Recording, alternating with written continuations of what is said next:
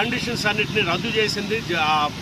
తీర్పు ఇచ్చినటువంటి జడ్జిల మీద కూడా ఇది చాలా అన్యాయమైనటువంటి జడ్జిమెంట్ అని చెప్పని వ్యాఖ్యానం చేసింది.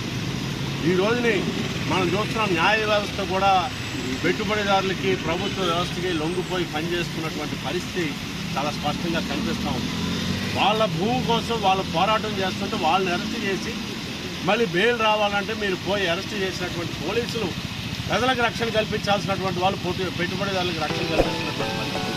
అలాగే మన దగ్గరికి సంబంధించి చూస్తే సరే ఘనంగా సీతారామరాజు కోసం మాట్లాడతారు. ఇప్పుడు కూడా అటవీ సంపదన అంతటినీ కూడా కార్పొరేట్కి కట్టబెట్టాలనేటటువంటి ప్రయత్నం జరుగుతూ ఉంది. దానికి వ్యతిరేకంగా పెద్ద ఎత్తున గిరిజనులు పోరాటం చేస్తున్నారు. ఆ పోరాటాలకి నిజంగా సీతారామరాజు మీద ప్రేమ ఉంటే సంపూర్ణమైన మద్దతు ఇవ్వాలి ఎవరైనా సరే. ఆ పద్ధతిలో సిపిఐ ముందుకెళ్తుంది. నిన్న రైల్వే జోన్ది గజెట్ మొన్న వచ్చింది.